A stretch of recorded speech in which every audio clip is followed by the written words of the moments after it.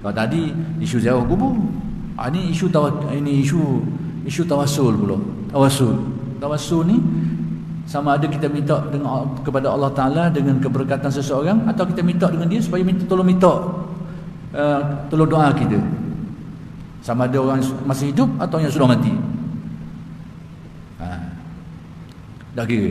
Jadi maksud berwasilah ni, yakni kita berwasilahkan dengan wasilah yang diharuskan oleh syarak. Contoh kita minta, ya Allah ya Tuhanku, perkenankan doa aku gini dengan kemuliaan Nabi Muhammad sallallahu alaihi wasallam. Ataupun kita pergi jumpa Nabi Muhammad, ya Rasulullah, tolong doa. Bila masuk tolonglah tu, tolong doalah.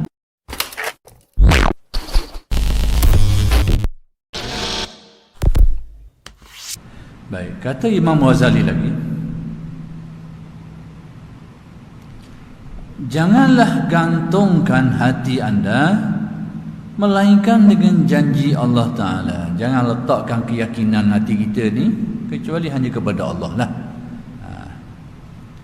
Melainkan dengan janji Allah Ta'ala dan elok penyempurnaannya serta jaminannya. Yakni jangan kita meletakkan keyakinan kita kecuali apa janji Allah, jaminan Allah dan sempurnanya jaminan yang diberikan. Jaminan apa benda? Yakni jaminan Allah Ta'ala selagi manusia itu hidup, maka urusan memberi rezeki itu urusan dia. Jadi kata Imam Ghazali, janganlah kita meletakkan pergantungan kecuali pergantungan kita ni atas jaminan Allah Ta'ala tu, iaitu Allah Ta'ala menjamin tidak ada sesuatu pun yang hidup ni kecuali menjadi urusan Allah lah untuk memberi rezeki kepadanya. Itu jaminannya.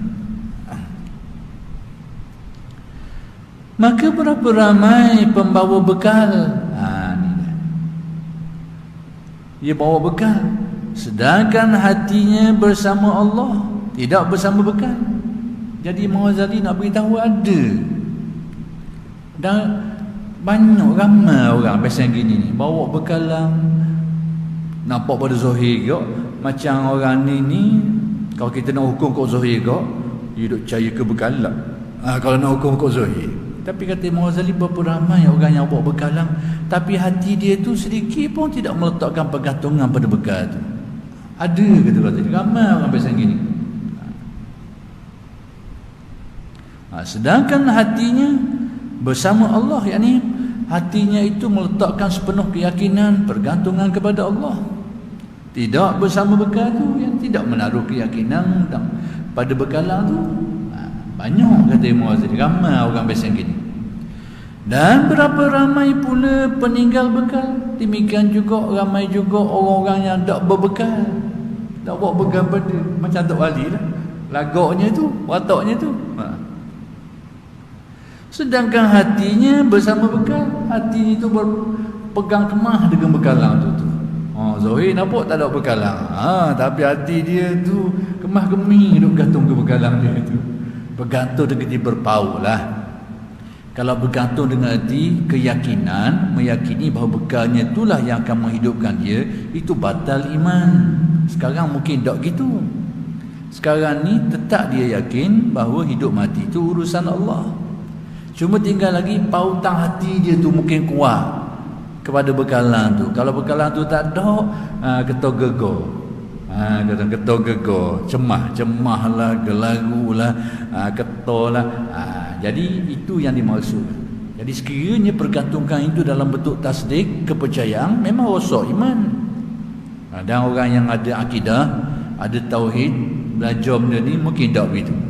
Cuma pautan hati dia tu mungkin kuat sikit dengan bekalan itu, sehingga sekiranya bekalan tu tak ada, mungkin dia akan rasa sangat terganggu.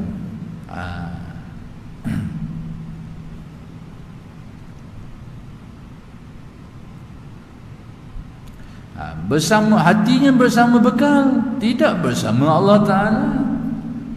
Yang ni dengan hatinya dia tak bawa bekalan, tapi pergantungan hati itu kuat, berpegang, berpaut kepada bekalan tu yang dia sekalipun dia tak bawa. Tapi pautan hati dia kuat kepada bekalan tu, tidak bersama Allah. Baik, maka kalau begitu, hal yang diambil kira ialah kepada pergantungan hati. Jadi kesimpulannya Imam Ghazali dalam bab tawakal ni, nak ukur tawakal ke tak tawakal bukan dari aspek bawa bekal ke tak bawa bekal. Boleh berlaku terbalik. Bawa bekal tak tawakal, berbekal tawakal, atau terbalik boleh berlaku. Jadi ukurannya kata Imam Ghazali sejauh mana pergantungan hati, sejauh mana kefahaman, keyakinan dan pautan hati itu. Kalau dia berpaut kepada Allah, maka bekalang bawa bekal ke tak bawa bekal ke, maka itu tak jadi masalah.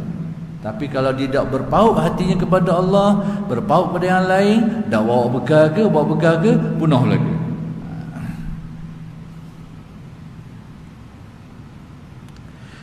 Oleh itu, hendaklah anda memahami asal perbincangan ini, nescaya terpeliharalah anda dari kesusahan insya-Allah taala. Terpeliharalah. Masalah yang sama jugalah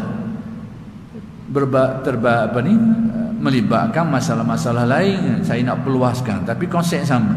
Ukurannya adalah atas kefahaman dan keyakinan, bukan atas perlakuan tu. Contoh lain, tak apalah saya nak perluas sikit, tapi nak beritahu konsep yang serupa. Kalau tadi isu ziarah kubur, ini isu isu tawassul pula. Tawassul ni sama ada kita minta kepada Allah Ta'ala dengan keberkatan seseorang, atau kita minta dengan dia supaya tolong doa kita, sama ada orang masih hidup atau yang sudah mati. Dah kira. Jadi maksud berwasilah ni, yakni kita berwasilahkan dengan wasilah yang diharuskan oleh syarak. Contoh kita minta, ya Allah ya Tuhanku, perkenalkan doa aku gini dengan kemuliaan Nabi Muhammad sallallahu alaihi wasallam. Ataupun kita pergi jumpa Nabi Muhammad, ya Rasulullah, tolong doa. Bila masuk tolonglah tu, tolong doalah. Bukan kita pun tahu sebab apa? Betul keyakinan. Jadi perkara seperti ini pun sama kok. Apa yang dia faham, apa yang dia yakin. Kalau dia faham, dia yakin Nabi Muhammad tu ada sifat-sifat ketuhanan, memang rasul. Tapi kalau dia faham dan yakin Nabi Muhammad ni hambanya, sebagai wasilah yang diharuskan, dia juga minta dengan Allah Ta'ala, berdoa, bermohon kepada Allah, maka diharuskan. Zaman Nabi sendiri ni ada orang buta. Jadi dia mengadu ke Nabi. Dia kata susah buta, payah nak buat ni susah, nak buat ni susah. Nak buat ni tak boleh. Jadi Nabi suruh dia bersabar lah. Tapi dia kata tadi lah, susah ni, tak halang, tak nak buat ni. Lalu dia minta supaya Nabi ni tolonglah, doakanlah, atau lakukan apa saja yang mudah-mudahan dia dapat melihat kembali, pulih penglihatan. Apa yang Nabi suruh dia buat? Nabi suruh dia ambil semayang dan menyempurnakan wuduknya tu. Lalu Nabi ajar doa ke dia, suruh baca doa. Nabi ajar ke dia doa tu. Kalau kita ambil terjemahan mudahnya, kalau Arabnya, Allahumma inni as'aluka, Nabi ajar ke dia supaya sebut. Allahumma inni as'aluka wa atawajjahu ilaika bi nabiyyika Muhammadin sallallahu alaihi wasallam nabiyyir rahmah. Sebab apa? Maksudnya apa benda? Wahai Tuhanku, Nabi ajar ke dia doa tu. Wahai Tuhanku, aku minta darimu dan aku berwasilah dengan Nabi-Mu Muhammad sallallahu alaihi wasallam, Nabi pembawa rahmat. Kemudian Nabi, antara yang diajar lagi oleh Nabi, ya Muhammad. Yang ni dipanggil terus Nabi, panggil nama Nabi, ya Muhammad. Nabi ajar dia suruh sebut gitu. Ya Muhammad, inni atawajjahu bika ila inni atawassalu wa atawajjahu bika ila rabbi lituqda hajati. Wahai Muhammad, Nabi suruh orang tu sebut gitu tu. Sebut apa? Wahai Muhammad, aku ni bertawassul dan bertawajuh menghadapkan diri kepada Allah denganmu, dengan keberkatanmu dan kemuliaanmu, supaya ditunaikan hajat aku ni. Nabi ajar dia supaya sebut gitu. Jadi nak kabarnya, perkara-perkara seperti ini ni, kalau dalam bab ilmunya panggil bab tawassul lah, yang masalah ni khilaf di antara ulama. Jadi ukuran dalam perkara ni sama juga dalam benda ni, ukurannya sama je, iaitu apa yang dia faham, apa yang menjadi kefahaman dia, apa yang menjadi i'tiqad dia. Kalau dia buat benda ni, dia panggil ya Muhammad, tolonglah aku dengan hati tolong, dengan maksud, dengan keyakinan Nabi Muhammad ni boleh tolong, dia ada sifat-sifat ketuhanan, memang batal, memang rosak, memang syirik. Tapi kalau dia faham, dia yakin, dia buat ni semata-mata wasilah, Nabi Muhammad itu adalah hambanya, makhluknya, tidak memiliki apa-apa, dia minta atas dasar wasilah